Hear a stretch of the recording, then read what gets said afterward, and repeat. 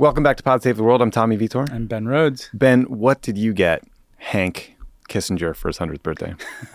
That's what I'm his friend, so I call him Hank, not Henry. I mean, what I'm depressed about is I was not able to deliver my gift because I wasn't invited to the party at the gala party at the New York Public Library. Well, we should in my hometown too. We should talk about why you weren't invited later. Yeah, but a lot of people were. Big show today, Ben. Yeah. We got a blockbuster new report about who bombed the Nordstream pipeline. Mm-hmm. The latest blockbuster report. Yeah. There's a slowly unfolding environmental disaster happening in Ukraine. Some progress towards accountability for the 2021 assassination of Haiti's president. The CIA director, Bill Burns, went to China. The Saudis are just dominating the sports washing game. We basically just have to tip our hats to them at this point. Henry Kissinger, mentioned him earlier, in accountability, Trump's classified document, woes, media blackouts in Pakistan, and some headlines out of Iran, Afghanistan, and the UK. And then monster show. A lot going on in the world today. This is one of those weeks where we could have done too. You did the interview today. Friend of mine, friend of ours. New Crooked contributor, Tim Mak, who's on the ground in Kyiv. We talk about the counteroffensive, and Tim's Substack is usefully titled Counteroffensive. Yeah, great Substack, by the way. I'm a subscriber. Very good. So we talk about what's happening now as there are indications that the counteroffensive is beginning, what the morale issues are on the ground in Ukraine. Tim talks to a lot of Ukrainian soldiers as well as people around him in Kyiv, what the views of Zelensky are inside of Ukraine. How does that compare and contrast to the, let's just say, hagiography of Zelensky around the world?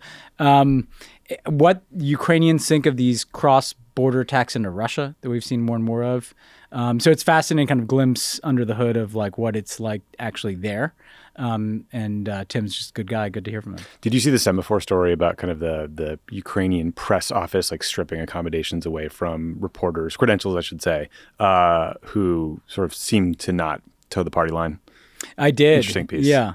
I mean, there's been some interesting pieces recently about some aspects of Ukraine that, we'll talk about the Nordstream thing. There's that long piece in the Times about kind of far right insignia on some uniforms. I don't know if you saw that. So yes, it's important to remember there's like nuance in every society, of course. Exactly. But a lot of interesting reporting. Yeah, but Tim Mak, great guy. I've known him from afar. He was a political reporter, investigative reporter. He worked for the Daily Beast, and then went to NPR. And I think NPR basically said that as the invasion was ramping up, or it looked like Russia was going to invade, hey, could you go over to Ukraine? And he stayed for a year, and then more recently left NPR to go it alone and write for his Substack, The Counteroffensive, right? Yes. Yeah, and served in the military too. So he has that perspective as well. Yeah.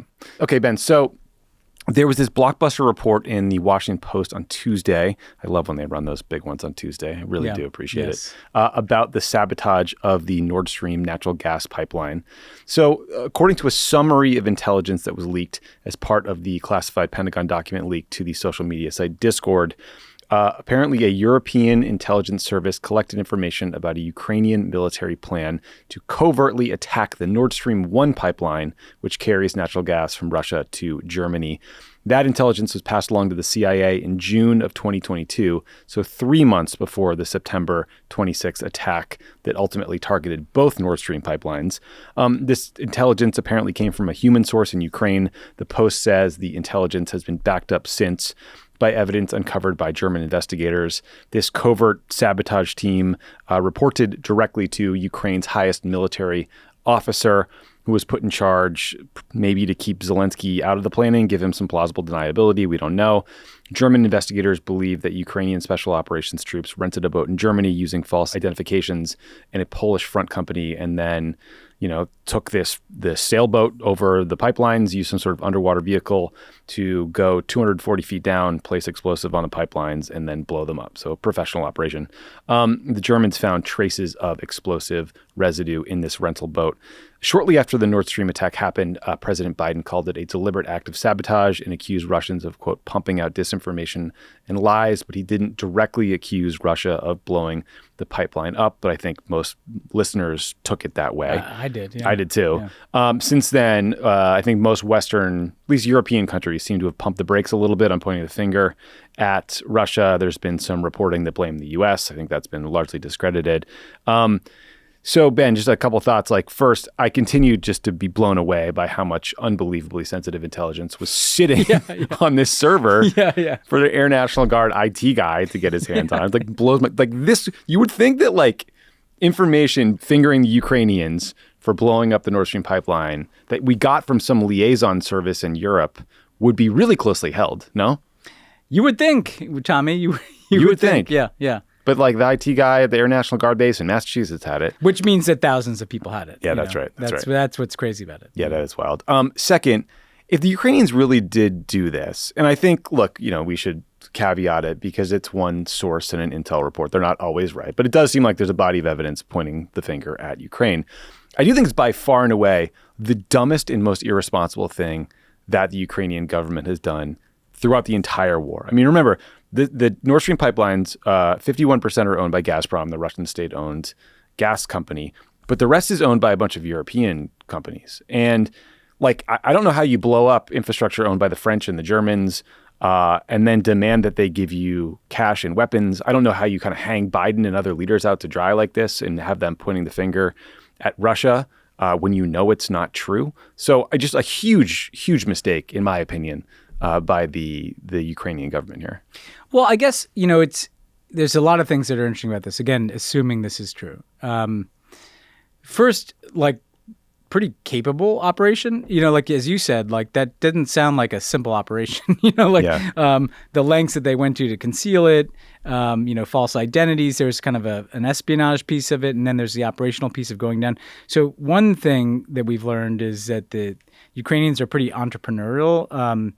Given the amount of their resources, they're able to do a lot. That's and just to I was totally wrong about this. I remember the first time we talked about it, I was like, I don't think the Ukrainians have like a professional military. I think I probably said that too. Yeah, like I think I probably said the same thing. So like they clearly have a capability. I think to your point, I also would have thought that. The thing that is interesting, like I talked to Tim Mak about these attacks into Russia, right? And one of his points is that, like, if we are to believe the reporting, that the U.S. is kind of uncomfortable with this.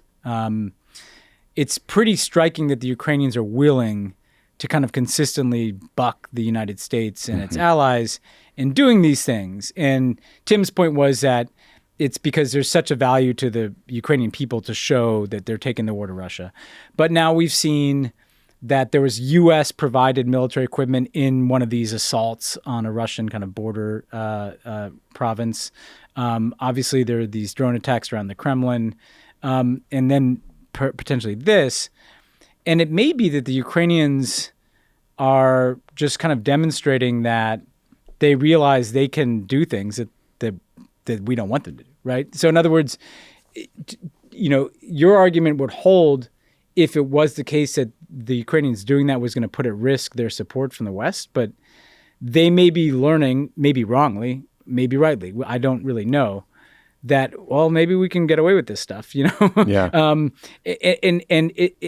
That's like, this is a big question about whether the United States is okay with this or not. I don't know. Because if the U.S. is not okay with it, then that is really worrying. Then you're totally right, because it's like existentially the Ukrainians need to sustain the support of the United States and European countries to stay in this fight. It's kind of how they equip themselves and arm themselves. And so it's a giant risk, if nothing else, for them to kind of do stuff like this and presume that they can keep doing it and keep pushing the envelope and not invite either escalation from Putin or some kind of blowback from the U.S. and Europe. That leads to the Biden point. I mean, it does raise the question of what he was basing that statement on, that, the Russians are putting out disinformation. And was that part of an effort to kind of be in the gray space of a war in which, you sometimes, shade the truth, I guess? Or did he just not know what had happened? This raises a lot of questions. It really does. There's a lot of questions. You sort of alluded to this at the top. The cross-border operation into the Volgograd town or region of Russia that we talked about last week, I think, we now know used American MRAPs, American armored vehicles. Exactly. And I think some of the soldiers on those vehicles had neo-Nazi flags on their arms. Yes, yeah. So concerning in a number of ways. Yeah. Two, I talked to some folks in the administration who said, like, in general, over and over again, publicly and privately, the U.S. sends the message, hey, don't attack this infrastructure. Hey, attacks inside Russia are not okay. And the response is, okay, cool. When are we getting the F-16s? So it's a bit of understandable response, but I'm sure frustrating. And then they also I think people in the government think there are questions about whether this operation on Nordstream was really led by a general to give Zelensky plausible deniability, or whether it signals something more like real command and control problems within the Ukrainian military that, frankly, are a far bigger problem. So this is exactly right. I mean, these are the questions that I kind of circle around on this, which is, and either one is kind of leads to some pretty difficult conversations, right? Because there is a scenario in which this is a war. It's a massive war in Europe. It's a chaotic existential war for Ukrainians. And therefore, it could be that there are units that do their own thing going into Russia, including, there are a lot of Russians were in that unit that did that attack into Belgorod, or whether there's some kind of super secret compartmented covert operations group within Ukraine that could attack the Nord Stream pipeline without Zelensky knowing about it. If that's the case, to your point, like, then how many more of these could we see that are kind of over time, perhaps there's more and more independent operators, or Zelensky himself is, okay with this, authorizing it, at least looking the other way, if not running it operationally.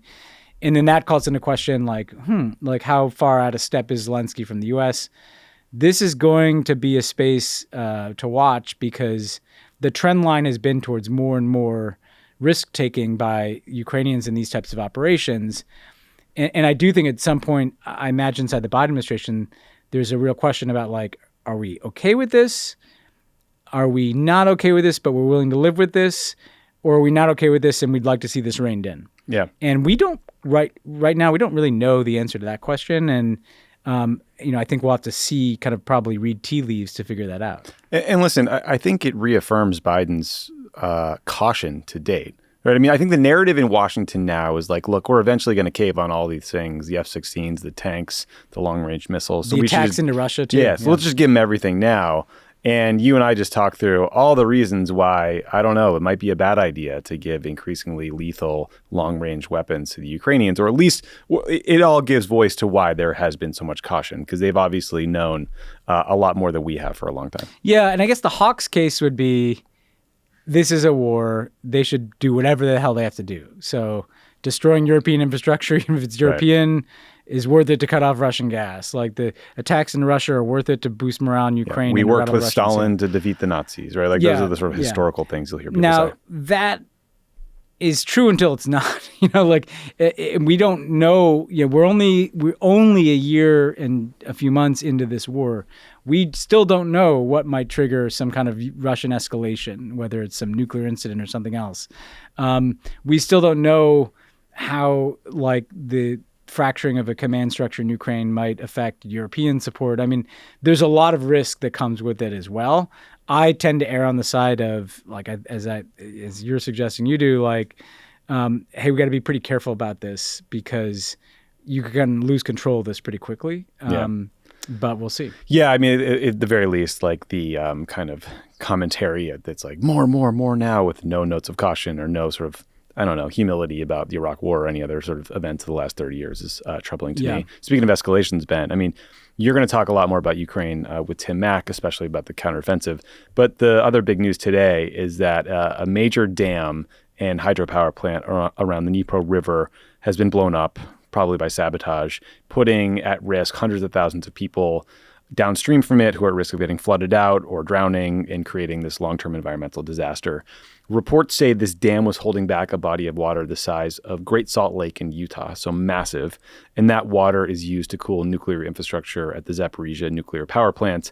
So far, the IAEA says there is no immediate nuclear safety risk. But boy, hearing about, lack of cooling water for a nuclear plant gave me Fukushima PTSD. There are also concerns I read about land landmines getting washed down streams or detonated. Water supplies will be at risk in big parts of Ukraine and in Russian-occupied Crimea.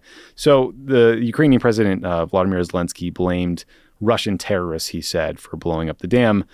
He's been warning about attacks on this dam for a year. I saw last week, actually Tim Mak linked to it in his newsletter. There was concern that there was going to be some sort of sabotage operation on the nuclear plant. Maybe this could be part of it. At the same time, the Russians, Dmitry Peskov, the Russian spokesman, blamed Ukraine. They said this was Ukrainian sabotage. It seems to have happened just after the counteroffensive may have started. So, like, the big picture point is disaster after disaster for the people of Ukraine.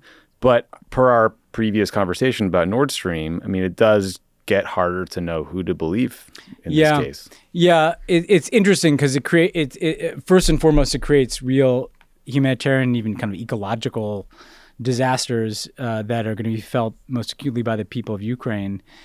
It also, though, kind of complicates things for both sides of the conflict. It threatens, I think, the water supply into Crimea. It threatens this nuclear plant. It threatens population centers that are Russian-controlled and that are Ukrainian-controlled. And to your point, like, given, it's interesting. The Ukrainians have been very, in addition to what we just talked about with these operations, they've also been kind of opaque sometimes about what's information, what's disinformation. And yeah, we are at a point where you obviously entirely trust the Ukrainians and Zelensky more, but you do kind of scratch your head. It's hard to know what's happening in the fog of war right now. And what may seem apparent one day, you learn later was very different. And I couldn't tell you right now who blew up this dam and why. And that's kind of going to be part of the context of things too. Yeah, hopefully we'll learn soon. But really, really awful for all the people downstream of that thing. Pod Save the World is brought to you by The Economists, John. If you're listening to this right now, you probably like to stay on top of things, which is why I want to mention our sponsor, The Economist. Today, the world seems to be moving faster than ever. Climate and economics, politics and culture, science and technology. Wherever you look, events are unfolding at pace. But right now, for the first time, you can get a 1-month free trial of The Economist so you don't miss a thing. I love The Economist. Why? Because when I'm trying to produce this show, you're always looking for the smartest, best reported angles on different stories. I read something recently in The Economist on Sudan that was really helpful. They did a big issue, a whole series of stories on Turkey's elections. They do big pieces on China all the time. It is like really, really smart, thoughtful, different coverage that you don't get everywhere else. Yeah, I subscribed because I kept clicking on stories that were Economist stories, and then, your free trial runs out, and I was like, I got to subscribe to this because there's always great stories. Yeah, because you click one and then you see 5 more things. You're like, ooh, I really want to read that. Yep. With this free trial, you get access to in-depth, independent coverage of world events through podcasts, webinars, expert analysis, and even the archives, all the back pages. So whether you want to catch up on current events or dive deeper into specific issues, The Economist delivers global perspectives with distinctive clarity. Go to economist.com/podsave for full access to the topics that matter to you and original analysis as events unfold. That's economist.com/podsave to start your 1-month free trial with The Economist today, because the world won't wait. Pod Save the World is brought to you by Thuma. Describe a frustrating experience putting together cribs. Whew. Anything for children. Yeah, you know what? Charlie just slept in a bed for the first time last night. We got him a new bed. And you know how I dealt with the frustrating experience of putting together the bed? You made Emily do it? I didn't do it. There you go. Your bedroom, just like Charlie's, deserves a refresh. And now is the perfect time to elevate the most important room in your home with Thuma. Introducing the Bed by Thuma. Handcrafted from eco-friendly, high-quality upcycled wood with clean lines, subtle curves, and lifestyle-enhancing details, the bed has a modern, minimalist design that helps elevate any space. It is super supportive and made to naturally minimize noise. The bed is put together using the timeless technique of Japanese joinery. Each piece locks into place, meaning no tools or excess hardware are required for assembly. You can now customize the bed by choosing between the original pillow board or the new solid wood headboard. It's backed by a lifetime warranty, ships right to your door in 3 easy-to-maneuver boxes, and takes about 5 minutes to assemble. Create that feeling of checking into your favorite boutique hotel suite, but at home with the Bed by Thuma. Go to thuma.co/world to receive $25 credit towards the purchase of the bed, plus free shipping in the continental U.S. That's thuma.co/world, thuma.co/world, for a $25 credit. Pod Save the World is brought to you by Smile Actives. popular food and drinks are known to stain teeth. Beverages like coffee and wine stain them over time. What can you do to brighten your smile? Not stop drinking those two. No. Those are my two favorite things. That's not an option. You should give Smile Actives a try. Smile Actives is safe, effective, easy to use, and will keep you smiling proudly. Smile Actives offers a safe and affordable alternative to those expensive whitening procedures that you can try at home or anywhere, anytime. Simply add Smile Actives Pro Whitening Gel to your regular toothpaste. It's been formulated with PolyClean technology to boost stain removal and deliver active whitening ingredients into teeth's grooves and crannies to get better whitening. So no change to your routine, no extra time, yet people will start commenting on your whiter, brighter smile in just days. I love Smile Actives. I use it twice a day. Same. So easy. They even give you a little roadie one. I know. Yeah, for your dock kit, so you don't have to not Smile Active on the road. And I use it twice a day, and it doesn't really last a long time. I hadn't had to order a new one. Yeah, it's just a tiny little drop. Yeah. Smile Actives is the whitening boost your favorite toothpaste needs to give you the smile you deserve. 97% of Smile Actives users in a clinical trial reported up to 6 shades whiter on average, all within 30 days. Visit smileactives.com/world. Go today to receive our special buy one, get one free offer with auto delivery and free shipping and handling. That's smileactives.com/world. Terms and conditions apply. See site for details. Let's turn to Haiti, Ben, because there was a big update on the assassination of former Haitian President Jovenel Moïse after a federal judge in Florida sentenced a businessman and former drug trafficker named Rodolphe Jarre to life in prison for his role in the assassination. Jarre reportedly conspired with Haitian officials. He hired Colombian mercenaries and used armed ships from the U.S. to pull off this assassination.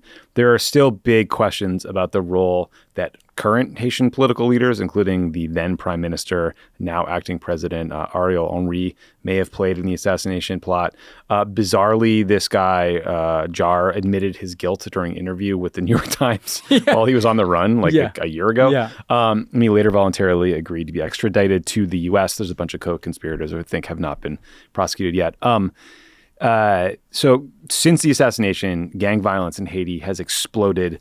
The UN Secretary General said violence in Port-au-Prince is comparable to a war zone. Calls to send in an international peacekeeping force have not materialized. Instead, there's just been an uptick in vigilante reprisal attacks against gangs by average citizens and no political resolution in sight. So, I'm glad that someone got prosecuted and may do life in prison now, but it's not helping the people of Haiti. Well, yeah, and first of all, in the prosecution, it's pretty amazing that the U.S. just prosecuted someone for the assassination of a foreign leader. It's not like a bigger deal. It's something kind of sad about the fact that Haiti's seen as a place that's just violent and stuff like this happens. I think it's really important, having done this, to continue to pursue the other pieces of this conspiracy, which clearly ran through Haiti itself and its political actors, and that's important to know because you don't want to be rewarding people that were involved in an assassination. There were mercenaries from South America, who were carrying this out. There may have been other people in the U.S. who were part of this. So I think very important to not stop with this prosecution and just try to unravel all the threads here and hopefully pull as many of these conspirators in as we can. And at the same time, there needs to be clearly some intervention. I don't mean a military intervention, but some more robust intervention diplomatically and with assistance and maybe with some kind of peacekeeping component. The Canadians were being recruited by the U.S., I think, to send peacekeepers or a force to Haiti. They didn't want to do that. But the need is still clearly very much there for some kind of effort to restore some amount of stability. What you mentioned about civilians rising up against gangs is pretty remarkable. The people are putting their lives on the line through this kind of vigilante counterattacks on gangs. It just shows you the degree of frustration and desperation among the Haitian people.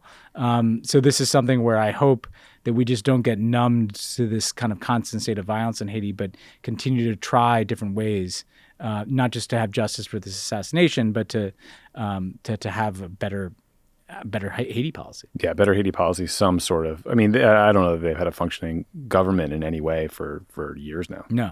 Yeah. Another big story this week, Ben, was the Financial Times reported that CIA Director Bill Burns secretly traveled to China in May to meet with his sort of intel world counterparts with the goal of maintaining an open line of communications in those intelligence channels. We also know that Biden's National Security Advisor, Jake Sullivan, went to Vienna in May to meet with his Chinese counterpart.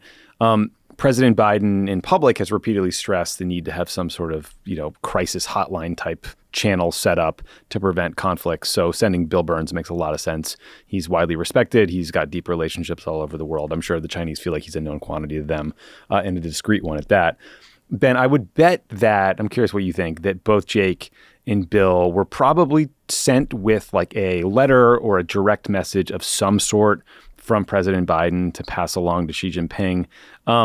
It's interesting to me that the Chinese were willing to grant Bill and Jake these meetings while refusing to schedule meetings with the Secretary of Defense or with Tony Blinken or with Joe Biden himself with Xi.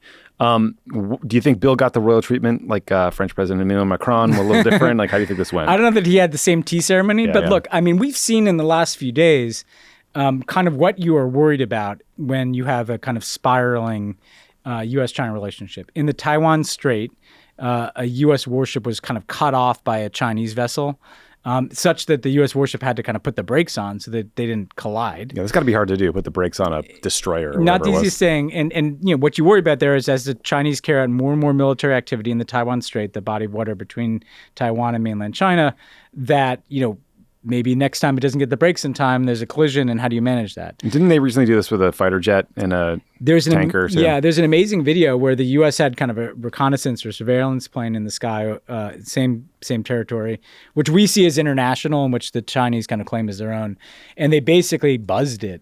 And you can see in the plane, it's like rattling, and the pilot's there. I mean, it's just pretty close calls. Yeah, right? and that's a big deal because if you fly through someone's jet wash, as we all know from Top Gun, it can lead to bad outcomes. I mean, I got my fucking degree in aviation at Miramar, like you did. I got my heart broken by Goose. So.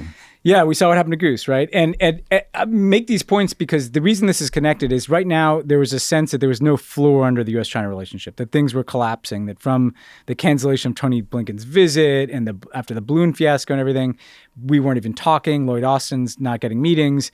It does feel like both sides are at least through this kind of quiet diplomacy. Bill Burns, the U.S. ambassadors having meetings. You got other U.S. diplomats going over there. Dan Crittenbrink, our Assistant Secretary of State for Asia. There's an effort to kind of reestablish communication. At a minimum, you would hope that that could allow for, like hotlines, military-to-military discussion to try to avoid escalation around incidents like what I talked about. But at the same time that the U.S. is trying to do that, we're rolling out a big old welcome carpet for Narendra Modi that is like a centerpiece of our anti-China strategy in the region, right? And so... Yeah, he's addressing a joint session of Congress. He's addressing a joint session of Congress. Lloyd Austin was just in India talking about defense cooperation. So this is the complicated and delicate dance that is being done by the Biden administration, building this kind of counter-China coalition and policy and strategy, while at the same time saying, hey, we need to talk to each other. I think it's right to be trying to talk to the Chinese, but they probably do need something more kind of formalized in terms of engagement and meetings and Biden talking to Xi than just doing it through the CIA director. Might be the right place to start. And like you said, I'm sure there's probably letters being carried back and forth, but I'd like to see a place, and I don't think it's a reward to China to say we should be exchanging visits with Tony Blinken and his counterpart. This should be kind of more above water, as it were, because right now it feels a little tenuous. Yeah, it does feel tenuous. You mentioning the Modi visit did make me realize I hadn't prepped anything on this horrible train crash in India that reportedly 2 trains collided, maybe with a third train. 275 people were killed. More than 1,100 were injured. There's not a big public policy piece of this for us to discuss in terms of the U.S. I mean, it's more like train infrastructure and investment, I think, but awful and just worth mentioning. The human piece is obviously the most acute, but the only public policy piece is part of the U.S. strategy as we're kind of separating out from China, right? I think is going to be encouraging all that investment that was flowing into China for so many years. Like, hey, invest in India instead. They're going to be our friend. And this is the kind of reason that investment doesn't happen. So obviously the human piece is most important, but the kind of lack of infrastructure and corruption and it's opaque and this is a reminder that it's not going to be easy for India to just kind of become the new China in terms of attracting that kind of business. Yeah, it's a really good point. Who is willing to spend huge money on pretty much anything, though, Ben, is the Saudi government. We had some big news on the Saudi sports washing front. On Tuesday, the PGA Tour And the Saudi-owned LIV Golf Tour announced that they have agreed to a merger. For you non-golf fans, the PGA Tour is the original organizer of pro golf events. The LIV Tour launched last year as this Saudi-backed alternative to the PGA. They were paying players just to show up. It led to these really kind of fun fights between players who were still part of the PGA and players that joined the LIV Tour. There was a legal battle that was going on in addition to the war of words. And here's a sort of a representative quote from Jay Monahan, the head of the PGA Tour, from last June. I think you'd have to be living under a rock to not know that there are significant implications. And as it relates to the families of 9/11, I have two families that are close to me that lost loved ones. And so my heart goes out to them. And I would ask, any player that has left or any player that would ever consider leaving, have you ever had to apologize for being a member of the PGA Tour? A question now everybody will get to ask. Yeah. Donald Trump celebrated the news ban. He truthed, "Great news from LIV Golf, a big, beautiful, and glamorous deal for the wonderful world of golf." For some reason, he put it in all caps. Credit to the Donald. He actually predicted this via a different truth like last year. The Saudis are also making big moves in soccer, Ben. Real Madrid star Karim Benzema reportedly signed a 3-year, $643 million deal to play with the Saudi club. This comes after Cristiano Ronaldo signed a deal with the Saudi club that is reportedly worth $200 million. So here we are, man. I guess I'm not in any way surprised that at the end of the day, big money is trumping, human rights considerations in sports, in business, even for the U.S. government. But wow, has it been depressing to watch. And it happened fast. What's this asshole's name? Jay Monahan. Jay Monahan. Okay, let's start with Jay Monahan, okay? Because first of all, are those concerns no longer true anymore? So basically, a few months ago, when you felt your business was threatened, you play the 9/11 card, you talk about the 9/11 families. Is that not true now, today, Jay Monahan? No, and just, you're right. But also, him playing the 9/11 card then, I think, was a little disingenuous. He was using 9/11 to win what was a financial fight for the PGA No, but Tour. that's what's so cynical about it. So the first point is it just proves that guy was willing to play any card. Total right? creep. Second point is, I feel bad for all these PGA people who took a stand, and we've talked about people that turned down a lot of money, right? I think Tiger Woods turned down $1 billion or something. All these people who sold out, who sold their soul, Phil Mickelson, Greg Norman, people just jumping into the bed with Mohammed bin Salman, a man who ordered the dismemberment of a Washington Post journalist, not to mention all the other things he's done to create human suffering inside of Saudi Arabia and his neighborhood. Those people pocketed those checks, and now they get to come back into the fold, right? So those people won, and the people that took the right stand on these issues, whether it was because they're affinity for the PGA Tour, whether it's because they had some qualms with signing up for the LIV Tour, those people get punished. Well, right? No, they had a golf star named Rory McIlroy sort of leading the PR offensive against the LIV Tour, doing all these press conferences. I think it definitely seemed to harm his play, maybe harm his mental health, right? He was taking all these shots from LIV and at LIV, and now they hung him out to dry completely. Hung him out to dry. And then the main point here is this is just showing the worst version of what MBS probably thinks, which is at the end of the day, everybody's for sale. Yeah. And none of it matters. Nothing matters. What you say about 9/11 doesn't matter. What you say about Jamal Khashoggi doesn't matter. What you say about brutal suppression inside of Saudi Arabia doesn't matter. What you say about the war in Yemen doesn't matter. What the U.S. government, what Joe Biden says is a presidential candidate, making him a pariah. None of it matters because at the end of the day, they're going to win because they have the money to win, right? And we're now, I mentioned we're going beyond a state of sports washing, which we've talked about is the reputation laundering from hosting events and just having their brand associated with these sports, to just kind of buying these. They're buying players, they're buying franchises, they're buying golf tours, right? They're dealing with Trump, and they get away with it all because they have money. And until people decide to care about something more than money, this will continue to happen. They're going to be making plays into soccer. They're going to be increasingly aggressive, get more players, get more teams. They might get Lionel Messi. They might get into other American sports leagues and franchises. And this is just where it's going. And the PGA Tour that had seemed to take a stand that it was about something other than money. Turns out they were just kind of leveraging a deal out of the Saudis to get like a big payday. The grossest thing I saw is some guy saying like, once I had this meeting with my Saudi counterpart in Venice, and by the way, not Venice, California, then I knew everything was going to be okay. Like, what? Like, what are you talking about, bro? Yeah, they took a brave stand for about a year. There's one theory that the PGA Tour caved because they couldn't afford to compete with the Saudis in court, and they were worried about what could come out in discovery about their, quote, not-for-profit status as an organization. So, that's something to be mindful of. Ben, there was a statement released, though, by the 9/11 Families United National Chair, Terry Strada. She lost her husband on 9/11. She said PGA Commissioner Jay Monahan co-opted the 9/11 community last year, and the PGA's unequivocal agreement that the Saudi LIV project was nothing more than sports washing of Saudi Arabia's reputation. But now the PGA and Monahan appear to have become just more paid Saudi shills. Pretty well Seems said. accurate. Better rant than mine. We should note that Secretary of State Tony Blinken is going to Saudi Arabia June 6th through 8th, so today, tomorrow, the next day. He is going to talk to them about Saudi Arabia maybe normalizing relations with Israel. The New York Times says that would require a U.S. security guarantee to defend Saudi Arabia from future attacks, including from Iran, and U.S. help building a civil nuclear power program in Saudi Arabia, and more weapons sales.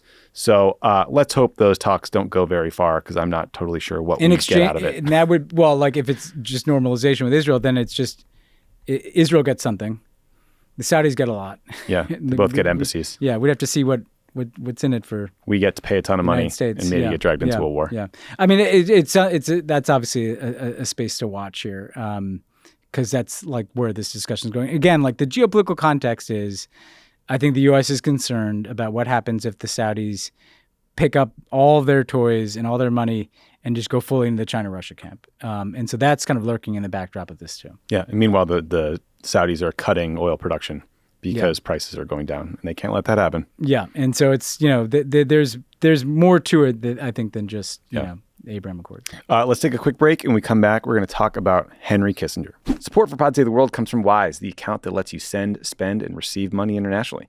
Wise is the international account built to save you money around the world. 170 countries, 50 currencies, one account. So whether you're taking on Rio or Rome, Miami or Mumbai, you'll always get the mid-market exchange rate when you convert currencies with no markup and no hidden fees. With Wise, you can save up to 2 times when you send, spend, or receive money, all from one account. Wise helps you save money no matter where you're going next. And Wise Business has everything you need to run and grow your global business. So you can send money, receive payments, and manage your cash flow wherever it flows. No extra legwork, no hassle. Companies like Xero and Google Pay are already managing their money the Wise way. Join 15 million people and businesses who are going global with Wise.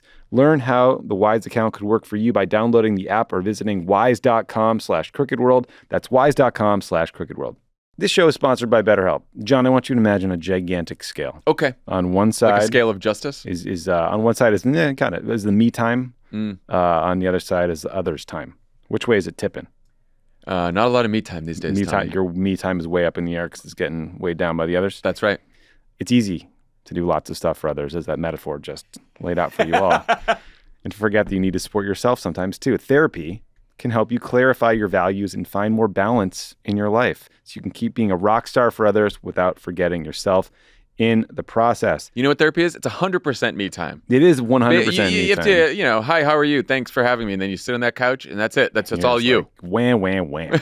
That's what I do. If you're thinking of starting therapy, give BetterHelp a try. It's entirely online, designed to be convenient, flexible, and suited to your schedule. Just fill out a brief questionnaire and get matched with a licensed therapist, and switch therapists anytime for no additional charge. Everybody needs therapy. Is a great way to deal with anxiety, to deal with sleeping badly, to set some boundaries in your life, and just be a little bit happier. What's wrong with that? Find more balance with BetterHelp. Visit betterhelp.com/crookedworld. Go today to get 10% off your first month. That's BetterHelp, HELP.com/crookedworld. Pod Save the World is brought to you by Indochino. It is wedding season, spring into summer, and you want to look good, you want to feel good, you want to know you are prepared and not have that Friday before you fly panic. The best way to do it, John, the best way to look sharp all wedding season long is with a custom-fitted suit from Indochino. Sure is. You'll create priceless moments without costing a fortune. Here's how you do it. You customize your suit, your shirt, your dinner jacket, and more in a range of colors, from traditional black or gray to burgundy or olive to classic Hemsworth navy. Every suit is made to your exact measurements. You can customize every detail. Create a suit that fits you and your style perfectly with options for fabrics, lapel shape, custom monograms, statement linings, and more. They also have tuxedos starting at $579. That's a good deal. I think I need one of those for a wedding that's coming up. Yeah, you don't want to rent when you can buy a custom tux. You can re-wear it for years to come. Indochino also offers custom-fitted shirts, casual wear, and much more. Get a superior wardrobe personalized to your taste and style without that luxury price tag. And they're always adding new pieces and options so you can stay on trend or in style. Explore their relaxed yet refined approach to spring suits with new spring fabrics. I love my Indochino suit. It still fits. It still looks good. It's been years now. It's been like, 5 years? Those things last. Yeah, they hold up really well. They really do. I got it in the showroom. Super good, easy experience. They shipped it right to my house. Highly recommend it. RSVP knowing you've got the perfect look all wedding season long from Indochino. Go to Indochino.com and use the code WORLD to get 10% off any purchase of $399 or more. That's INDOCHINO.com, promo code WORLD. Okay, Ben, so Henry or Hank. By the way, perfect. The realpolitik transition, Henry Kissinger, is pretty natural place to go after the Saudi relationship. It really is. Henry Kissinger would love a Saudi deal. There's no human being alive who would be a bigger validator. Well, he probably is. I mean, he just turned 100 years old. That has sparked a big round of media coverage and parties and celebrations of his life and career. Parties that we should add were attended by several people that we used to work with, that we know well, that we love and respect. Podcast guests. Yeah. But the sort of the Kissinger celebrations started about a month ago. I happened to be watching CBS Sunday morning and caught live this like shockingly fawning piece about Kissinger that made my blood boil. I can't remember if I whined about it to you on the show or just via text and Twitter. But it was a piece by Ted Koppel. It's 90% about like what a genius. It's like hagiography and like about the statesman and the genius of Henry Kissinger. Here's the lone section of criticism. Here's a clip. A public figure who has shaped an era. What will history's judgment be?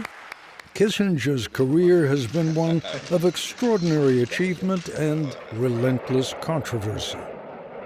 The bombing of Cambodia, the war in Vietnam, Argentina, Chile.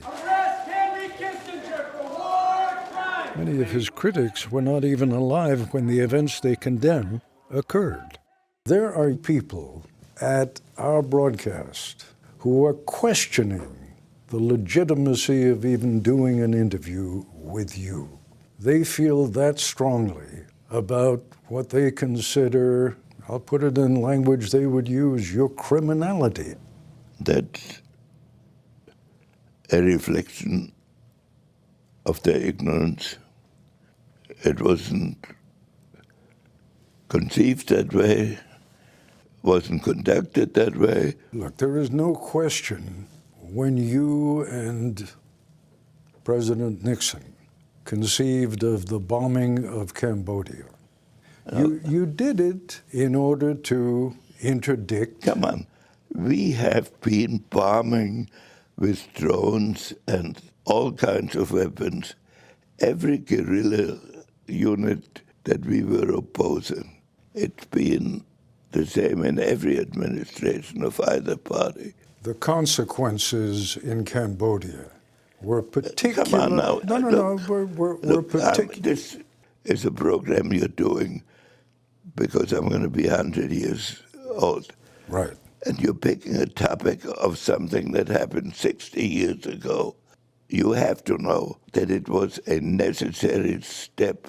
Now the younger generation feels that if they can raise their emotions, they don't have to think. If they think, they won't ask that question. So Ben, some whataboutism on steroids, probably Viagra as well there. Had you heard that before? Had you seen this segment? I've not. I actually saw the Isaac Chotiner interview of Ted Koppel about the segment. Yes.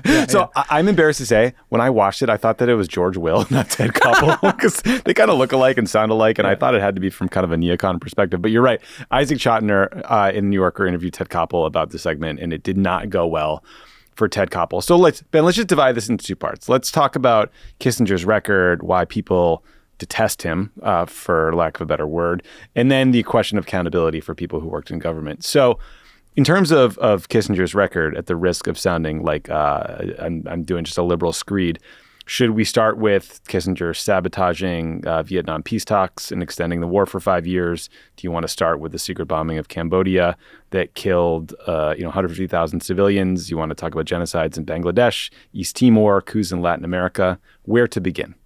I mean, let's begin, because I think we need to get to all that, because this is worth digging into. This is kind of the heart of this podcast, actually, this conversation that we're about to have. If you talk about Vietnam, Kissinger not wrong that war escalated under Lyndon Johnson. Like, that war was well on the way to killing a lot of people in the United States and even more people, obviously, in Southeast Asia.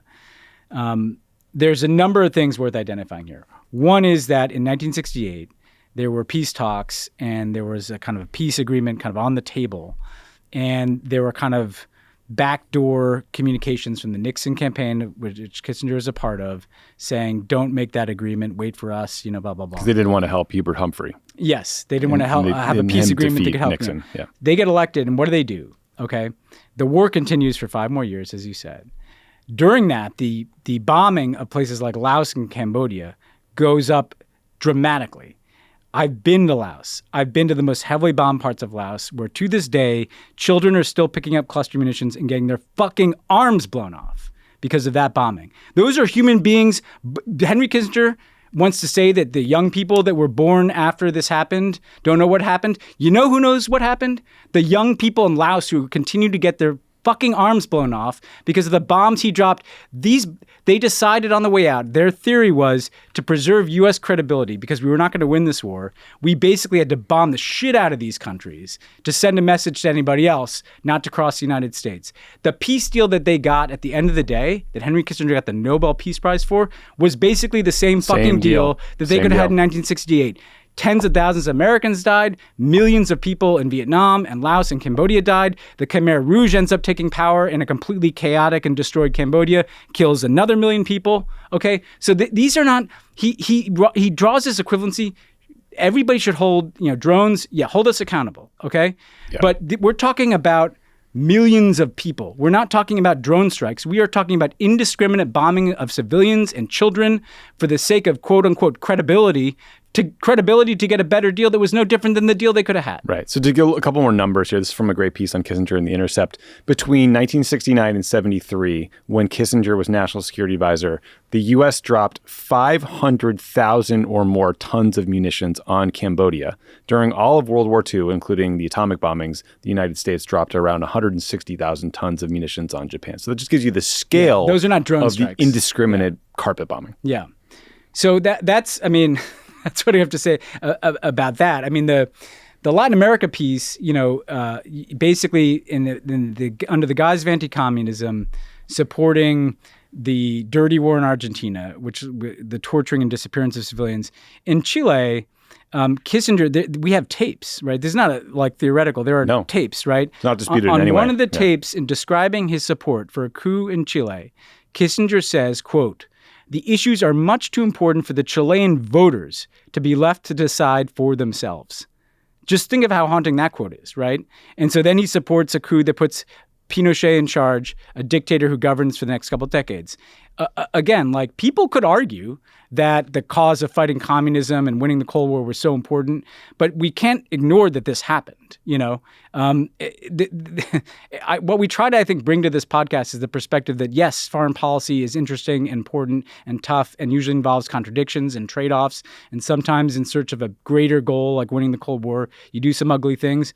But, the cost of that is delegitimizing America's support for democracy, because people across the world, particularly in the global South, we have conversations today on this podcast about why people in the global South don't side with us on Ukraine. This is why. because they don't believe the United States when we talk about things, because they've heard tapes of people like Henry Kissinger saying, it's too much important to let the voters decide. U.S. foreign policy should decide. In the bombing of Cambodia, that was kept secret from the American public, from the U.S. Congress, from people in the Pentagon. And Kissinger also has a uniquely direct role in these events. He not just was there at these meetings, he was helping make the policy. He was helping choose targets in Cambodia. Like Pentagon staff would come over to the White House and he'd be like, bomb there, bomb here, right? Like this guy was directly involved. We won't dig into it in more detail, but Kissinger also, his record is so long that he, turned a blind eye towards Pakistan's slaughter of Bengalis. He gave the green light to Indonesia's invasion of East Timor, resulting in hundreds of thousands of deaths. So both of those are basically ethnic cleansing situations. Yeah, genocidal ethnic cleansing. Violence. So the list goes on and on. That's why he's sort of I think, seen as a uniquely evil figure in the U.S. by a lot of people. But good. And the only one to say, because there is positive record we'll get to. Yes, it's important. Soviets and China, but you should tee that up. The only one thing I say about this is the Koppel and a lot of these people, they'll frame it as critics say that these things. No, this is objective reality. These are people's lives, right? And so I just think it's worth calling out this whole your critics call you this, but everybody else says you're a genius. These aren't critics. These are this is reality. Ask a person in Laos, ask a person in Chile, ask a person in Cambodia, ask a person in East Timor, ask a person in Bangladesh. Yeah. No, I could see your face. People couldn't see it because it's a podcast, obviously. You reacted to the same thing I did that enraged me when I watched that CBS piece, which was they're showing photos of Code Pink protesters. And they're like, his critics weren't even alive when some of these events occurred. That's somehow relevant? We can't read a book? That's what really got me, because we're not fucking idiots. I mean, that there's a dripping disdain for people that that are anti-war. And again, usually. we should get to the positive side of the record. So let's just do it. Positive side, right? Sort of rapprochement with China. He led those efforts that got Nixon to China. Yeah. I think he helped as a professor get our nuclear policy in a less insane place. Yeah. And helped with nuclear disarmament. What else would you add there? Those are to me, the two big ones are essentially the détente with China that led to normalization of relations with China that really did contribute to the end of the Cold War and obviously kind of opened up the gates to Chinese economic reforms, which led to efforts to lift hundreds of millions of people out of poverty in China, right? Yeah. Henry Kissinger deserves some credit for that. We're obviously now living with the Chinese Communist Party is deeper entrenched, and is that going to be it'll take another couple hundred years to know whether that was a good bet. 70s Kissinger might think that's a mixed bag. Yeah, exactly. But that's whole historic achievement. Détente with the Soviet Union, basically that work Kissinger did as an academic and then as a national security advisor and Secretary of State kind of leads into the arms control era of the 70s and 80s, lowering the risk of nuclear war. And that's important. That's hugely consequential and smart things. I mean, part of what I notice in Kissinger's record is the great power stuff, when he's dealing with people that are kind of near his weight class, it's about diplomacy, it's about détente. It's the lack of regard for the less powerful, the smaller countries, the people that don't get a voice at in Ted Koppel's programs or at gala parties at New York Public Library. That's what is, to me, complicated, not just about Kissinger, but about American foreign policy generally, right? Is that our successes tend to be about our own interest or managing great power relations. But the record as it relates to what we say are our values in these other places, I mean, I just don't know how you can square any of us that signed up to serve in American foreign policy, and you and I did, have to accept some hypocrisy, have to accept some contradictions. But Henry Kissinger made that not just an art form. It was he's the avatar of that. Yeah. And I don't think that's something to celebrate. And just indifferent to the harm caused to civilians. And look, and I think that this conversation around Kissinger folds into a broader conversation about accountability for people who served in government and the challenges we've had about finding what's right there. So, we've talked about this when it comes to the architects of the Iraq War and the cooked intelligence basis, the CIA torture program. I suspect there's a very good chance that our kids will one day yell at us about Obama's use of drones. How could you have been in the room when these things happen? And honestly, good. They should. Yeah. That's a good thing. I think those conversations are important. But I do think since Nixon was impeached, we have done a terrible job with accountability as a country. You can look at Iran-Contra. You can look at Trump's impeachment proceedings and sort of the lack of any kind of real outcome there.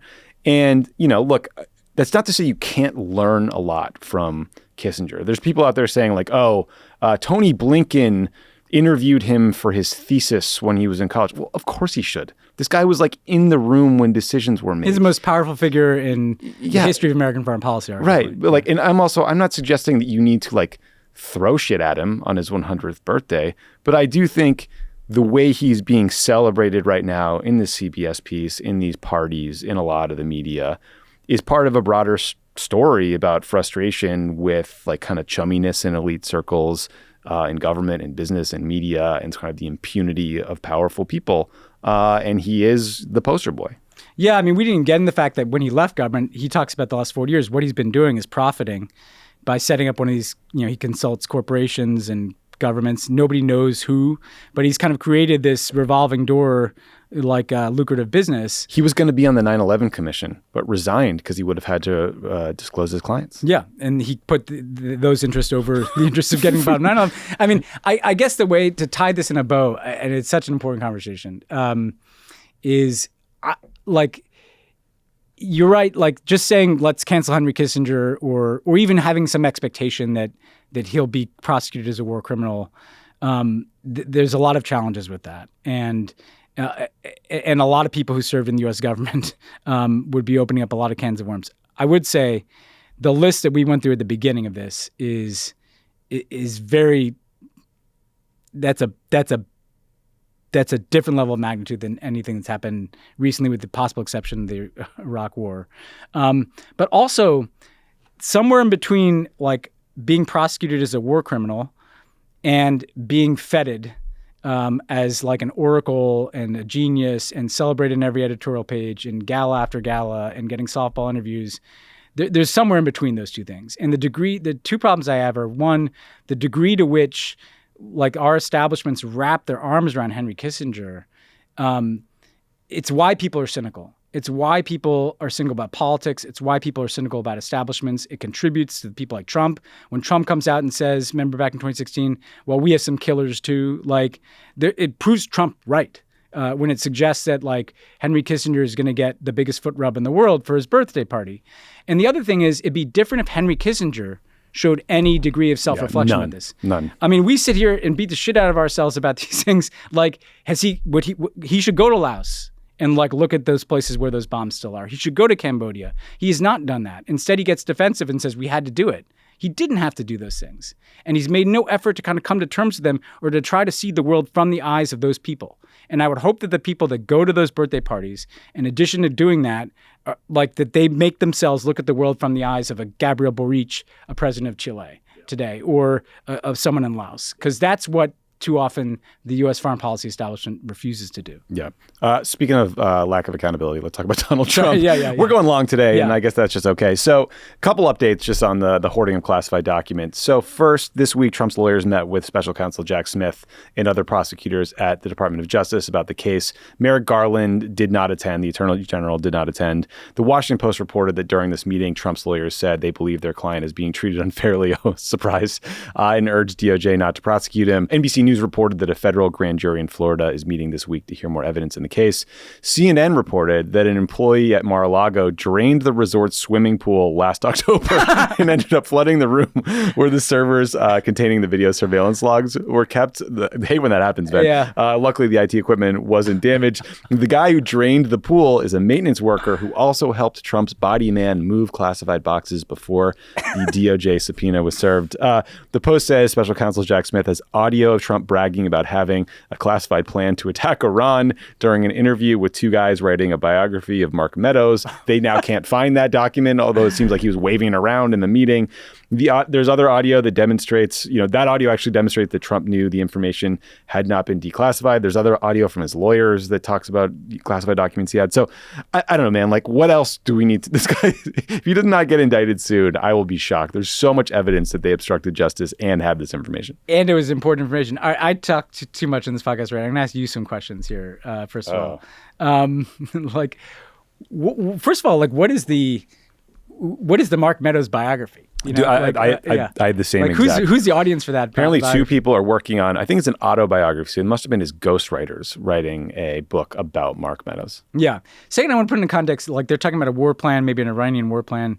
Do you recall like a leak investigation around, I don't know, potential alleged U.S. cyber operations against Iran? Pretty intense one. Yeah. I remember having to talk to the FBI about it. Yeah, I do too, because the point is that like that is like incredibly sensitive material. As sensitive as it gets. That the U.S. government would go after people, prosecute people, pursue people over just a hint of this.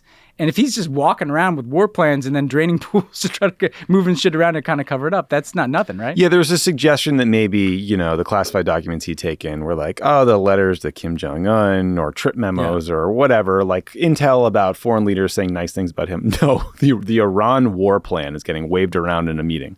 And I guess like the basic point here is that if the last question I ask is if you're able to walk out with war plans and try to destroy things with pool water or move shit around and then just kind of get away with it, what message does that send about like any employee that wants to walk out of the U.S. government? Back to our accountability point. I mean, the total impunity for all these actions. The obstruction of justice hopefully will make it impossible for DOJ not to prosecute. Yeah, I mean, I just don't know how you can allow this to stand.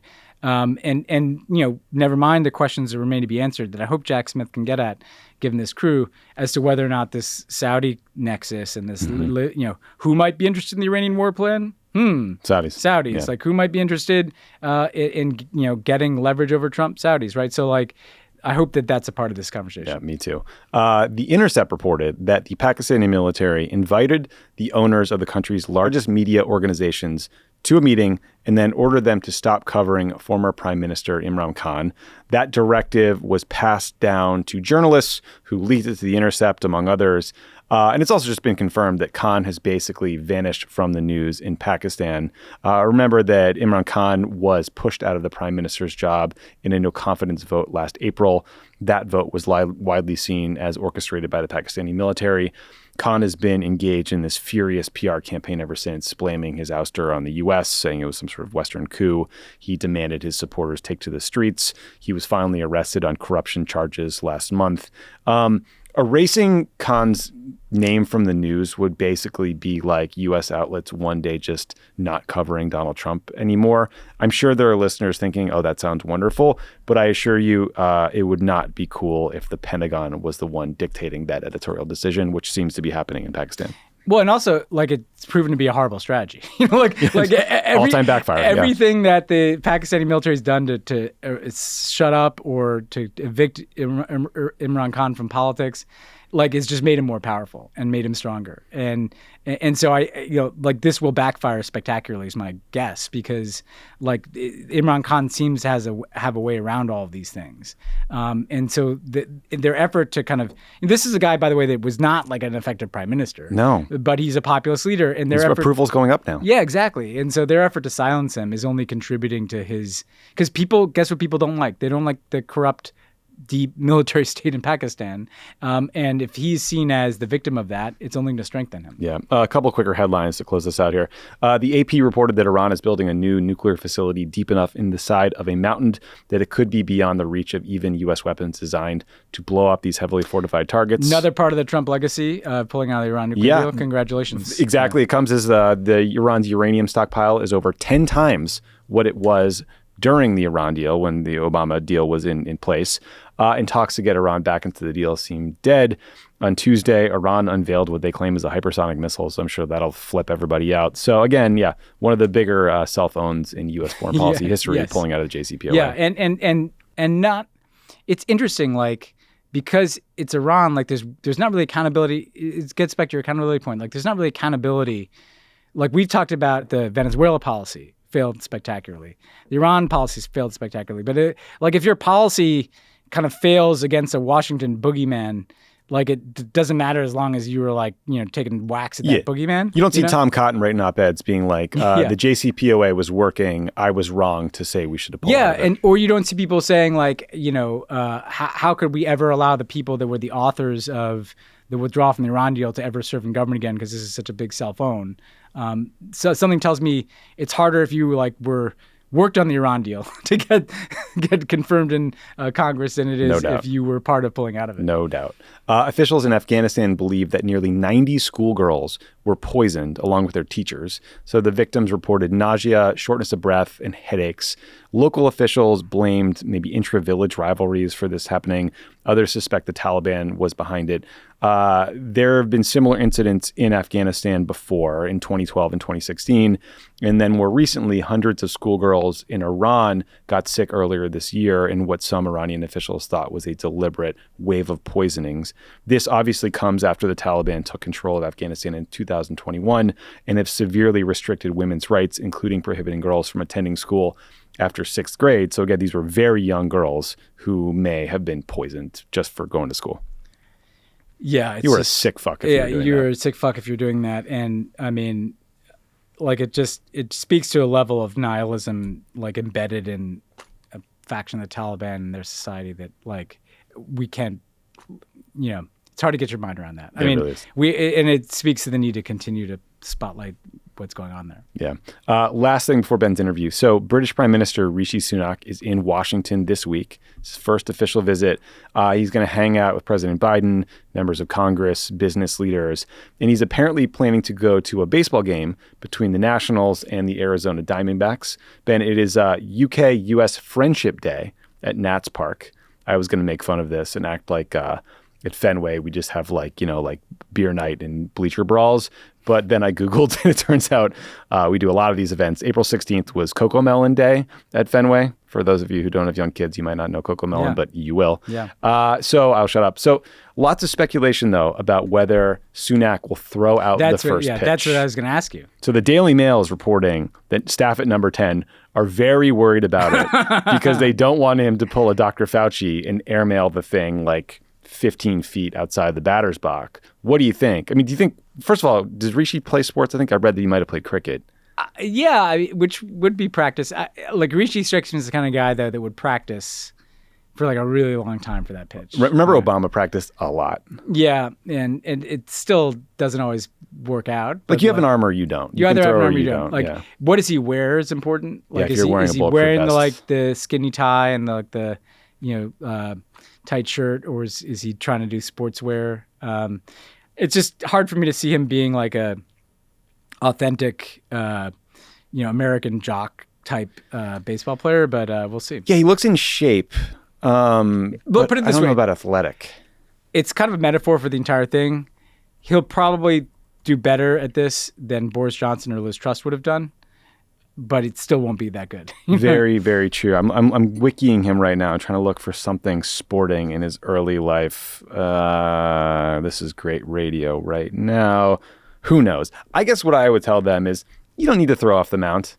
I think you can get plenty of press just for going to the game, just for being seen with the right people. I mean, maybe he'll go with Joe Biden. I have no idea. Maybe he'll go with Dr. Jill Biden. We did Obama and David Cameron went to a basketball game, right? Yeah, they went to a NCAA tournament play-in game in Dayton, Ohio.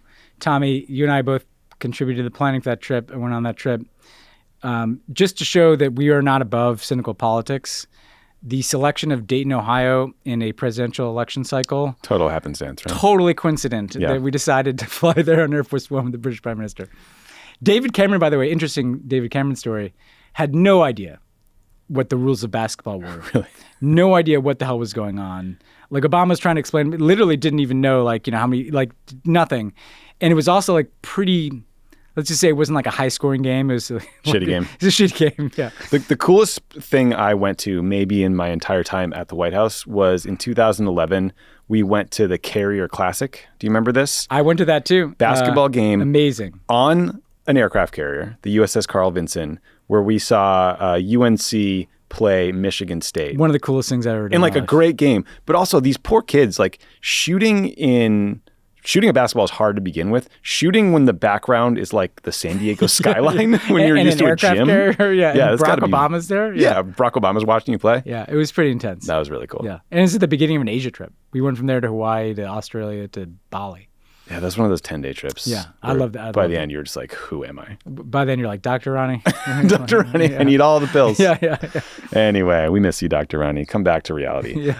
Just kidding. That guy sucks. Okay, we're going to take a quick break. And when we come back, you'll hear Ben's interview with Tim Mak about all things Ukraine. I'm very pleased to welcome to the podcast Tim Mak, who is the founder of the Counteroffensive, which everybody should check out online. It's a great resource for news about the war in Ukraine. And Tim is also a Crooked contributor. So Tim, welcome to Pod Save the World. Thank you so much.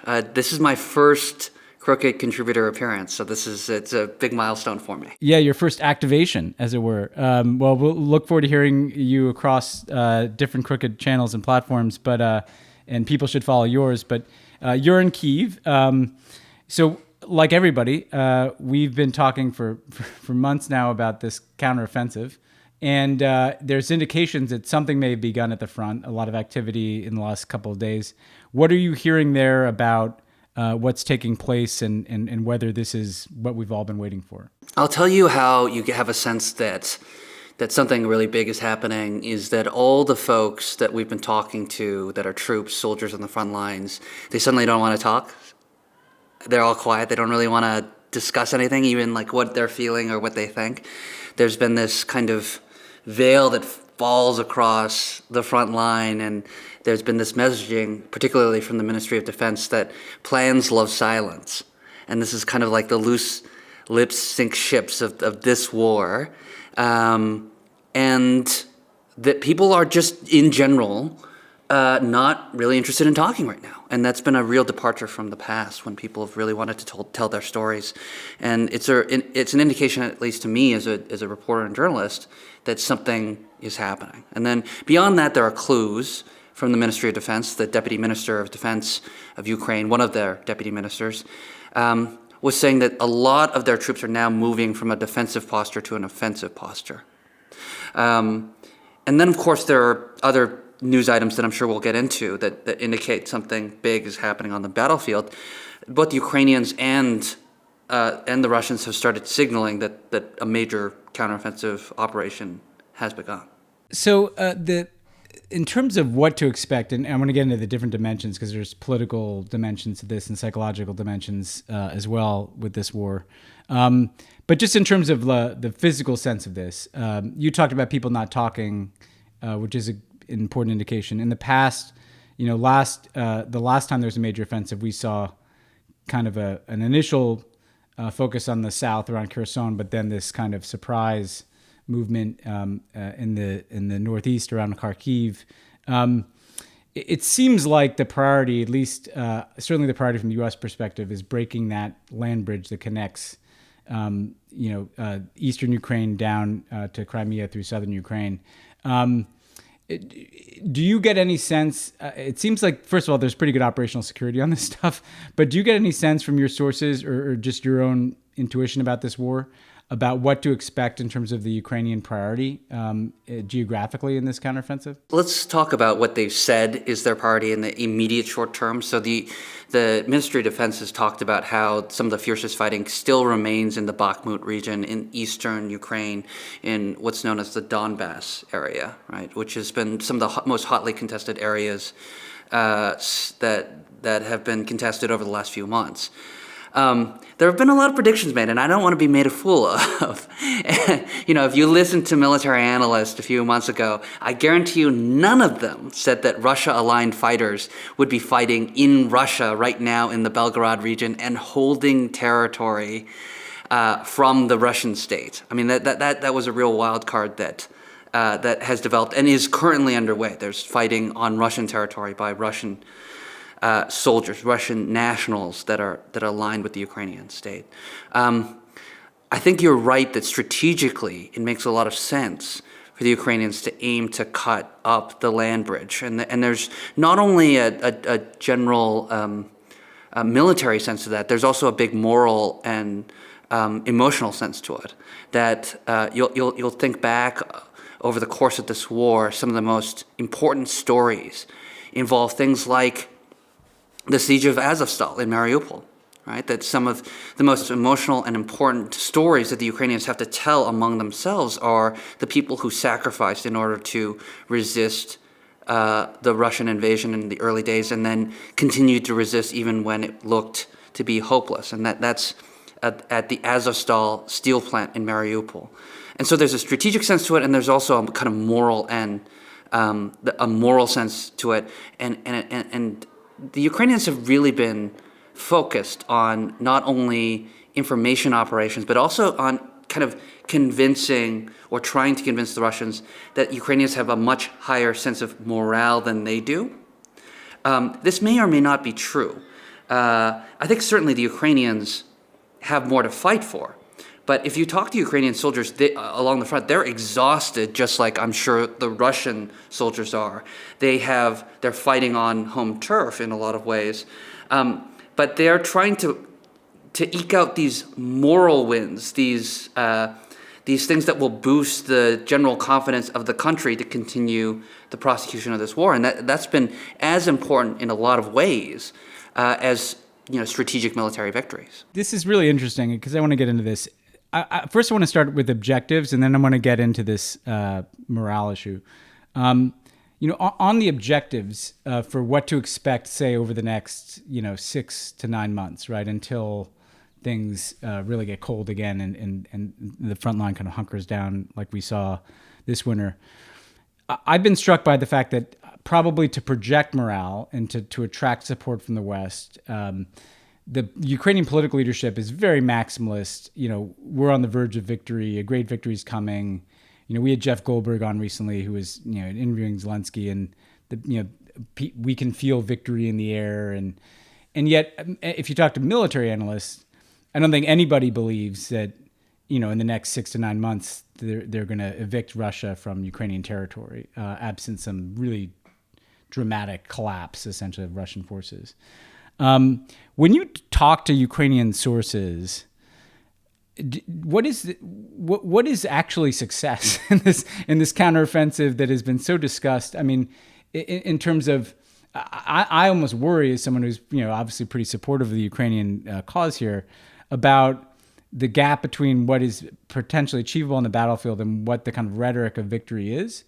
Are people aware of that gap and just managing it? And what do you think success is in, say, this calendar year? Again, not asking to make real predictions about this exact amount of territory, but what do you think the kind of the practical military planners there think would be like a significant progress over the course of the rest of this year? Well, one thing that's really clear to me is that this is not a counteroffensive that's being conducted out of military necessity per se.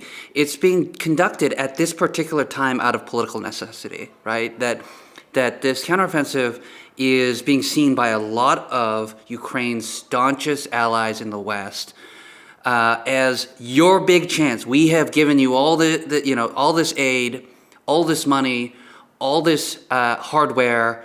You need to show us something in exchange for it. You need to show significant gains.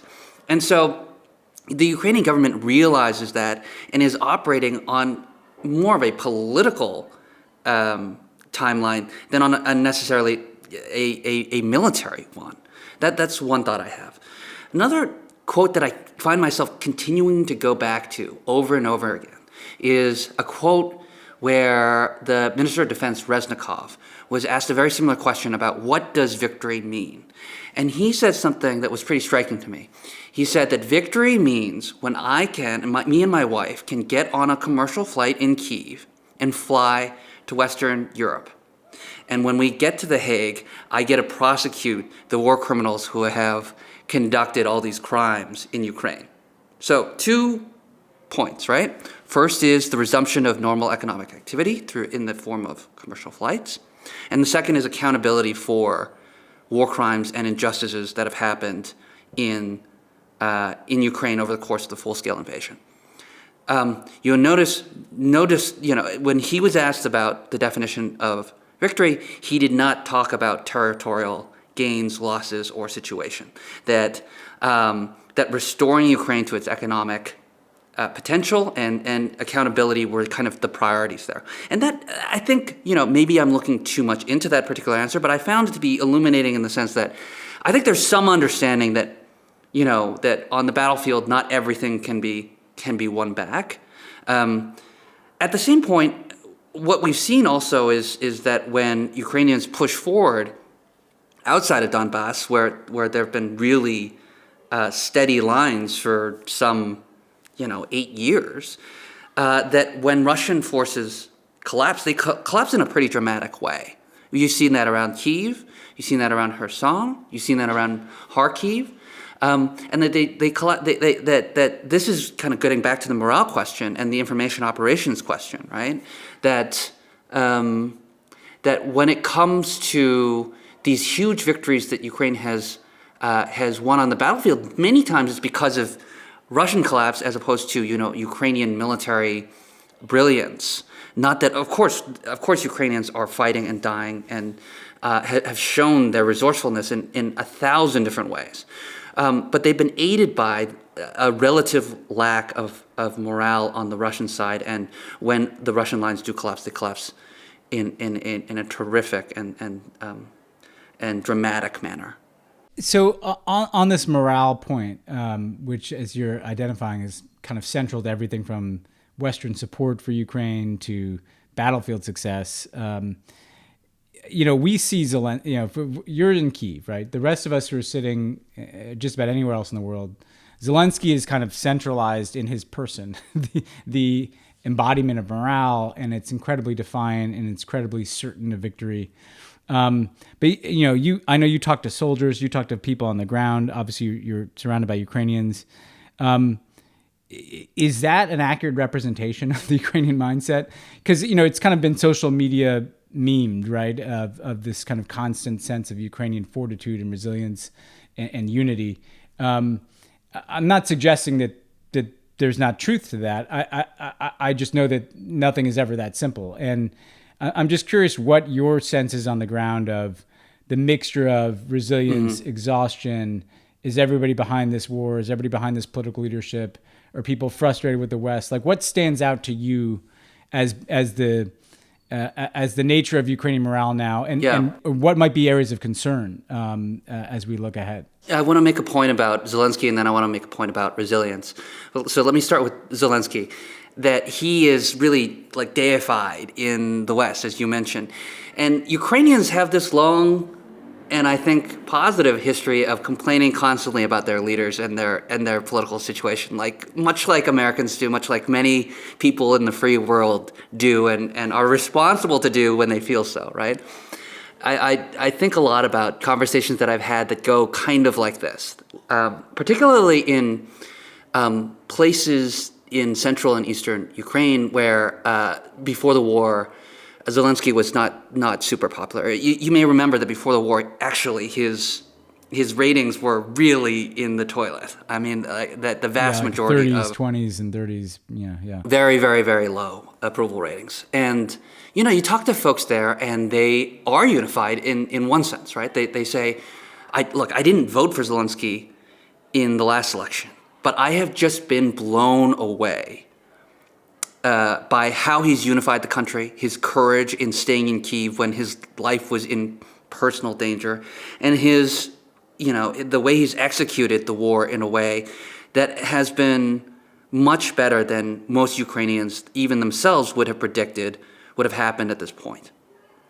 And then, they let a beat pass, and they say, but I wouldn't vote for him in the next election either. It's kind of like that, it reminds me of Winston Churchill in World War II, where as soon as the war was over, they didn't want a wartime prime minister, and he didn't win re-election after World War II. Ukrainians have that kind of relationship with their leaders. They're very supremely skeptical. They have, over the last few decades, engaged in a number of color revolutions, other kinds of mass street protests in order to make change in their governments. And you get the sense that with so much sacrificed over the course of the war in the last year and change, that if things don't go the way they like, that they'd be ready to do it again. That there's a lot of energy on in the public. So they're not exhausted in that sense.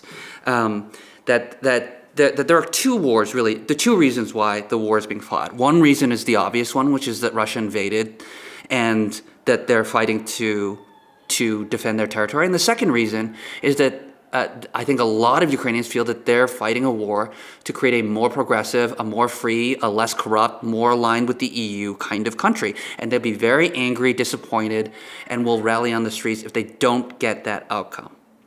And especially if whatever candidates are available in whatever future elections come about don't represent that version of the future. So that's my feeling on the political situation and Zelensky.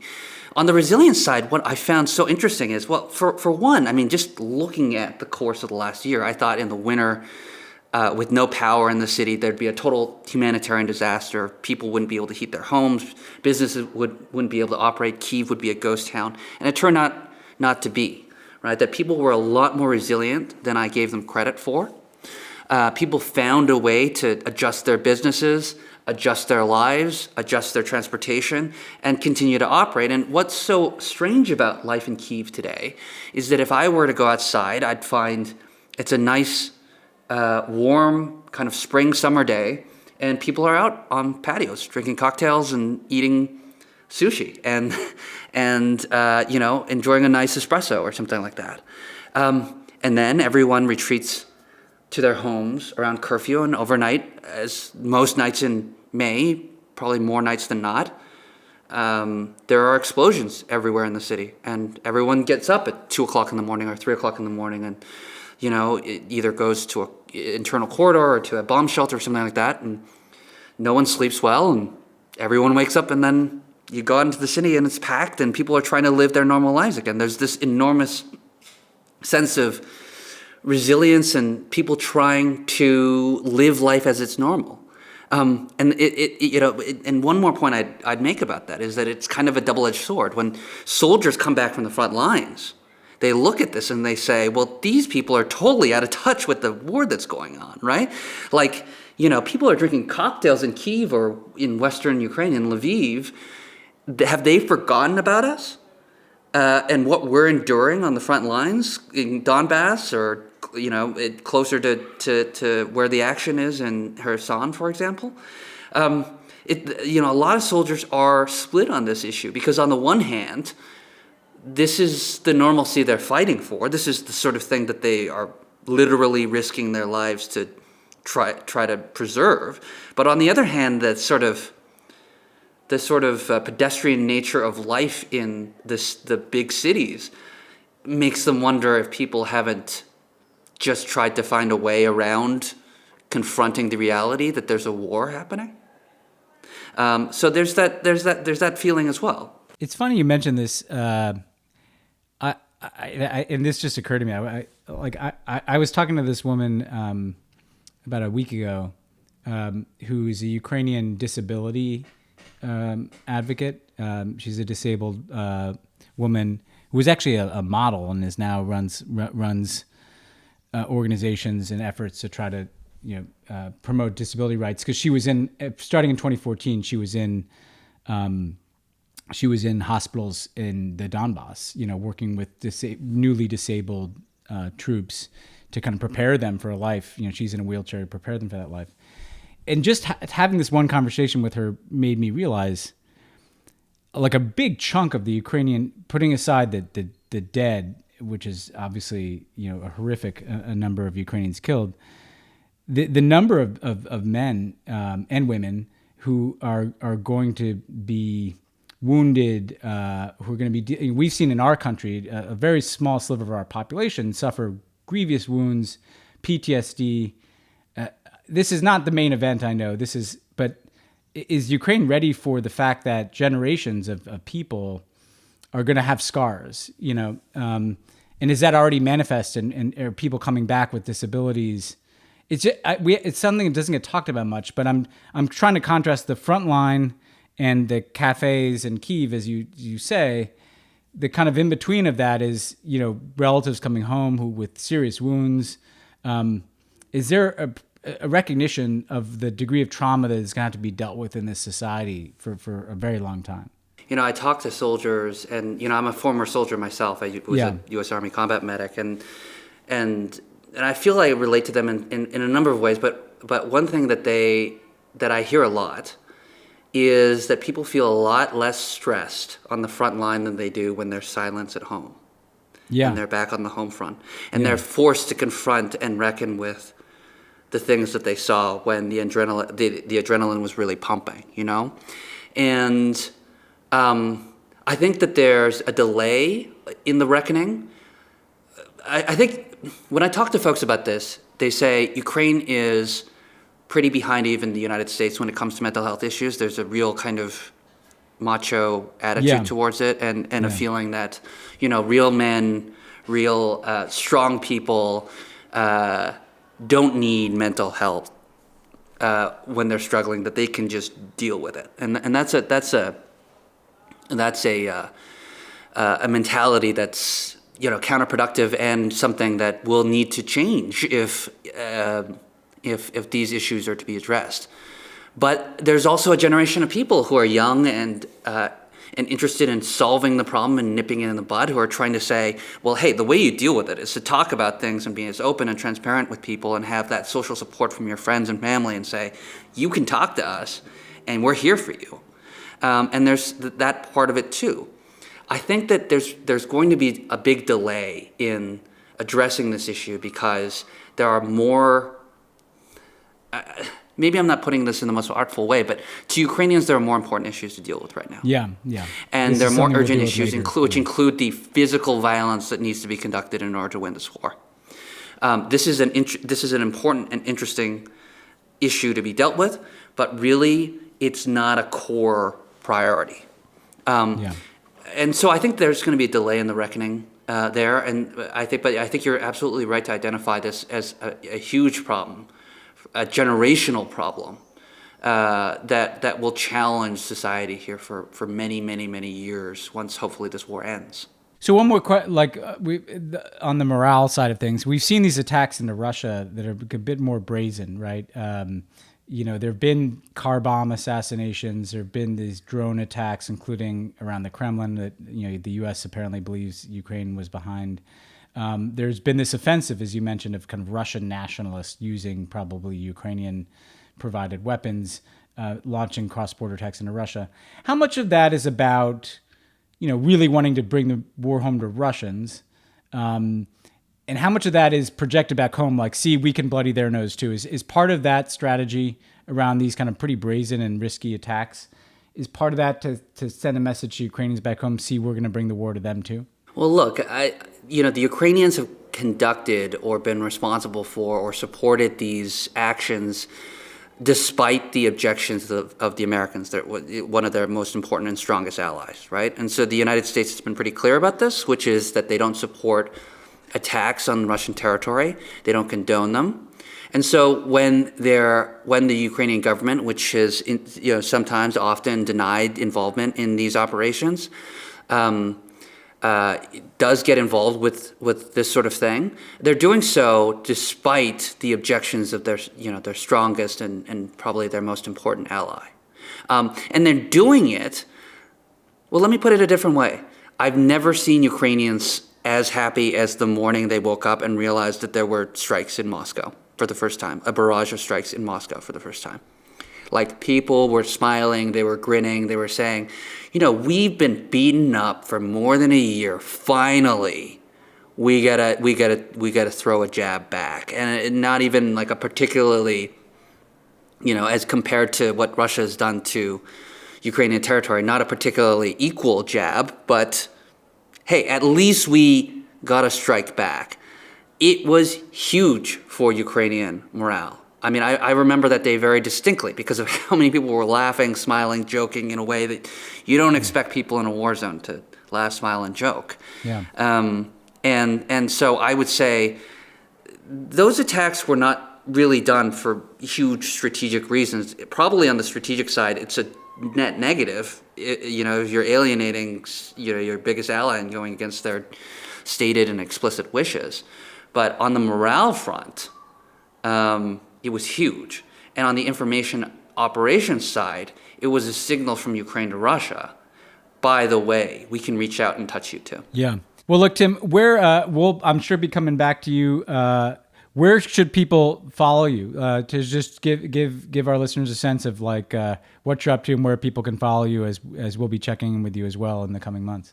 Yeah, so basically I launched a new publication based in Kyiv, in Ukraine, focused on fighting Ukraine fatigue by doing compelling human interest and investigative stories. So we start all of our issues with a first-person narrative from someone in the news. Basically, we think of the news as vegetables and like a compelling human narrative and narrative journalism using the tools of fiction and novels and applying it to nonfiction, using that storytelling method as a way to kind of wrap the vegetables around something a little meatier. And so we've launched this thing called the Counteroffensive, and you can read it at counteroffensive.news. And it's a Substack where we put out regular updates on the war through human lenses, and we will always have a dog of war at the end of every single edition. So I hope your listeners will check it out and take a look at what we're doing. Great. Well, we appreciate it. Hope you stay safe, and we'll look forward to being in touch here. Yeah, thanks so much for having me. Thanks again to Tim Mak for joining the show. Thanks again to Dr. Ronnie for lots of good times. And good luck, Rishi Sunak. Good luck with that pitch. We'll thank you for sticking around through all of our various rants and twists and turns. But it was a lot. There's a lot to unpack. A lot going on. The USS Carl Vinson, 8,000 people were in the stands on the flight deck of the 95,000-ton Nimitz-class ship. That is very cool. Most of them uniform personnel. Michelle Obama was there. That was what a fun day. Everything about that. That was one of the cool things. Every now and then you get to do something like that in the White House and you're like, yeah, our former colleague, friend Josh Earnest was so geeked out because he's like a real sports fan. Did you see on the Earnest family Instagram that Josh was there for the Kansas City Chiefs at the White House? Nice. And Josh's kid met Mahomes and everything? Hell yeah. Well deserved. By the way, good radio here too, but there you go. Nice. Good picture. Got a picture of the Carrier crowd. It's a great pick. Yeah. Excellent. All right. That's all for us today. Talk to you next week. See ya.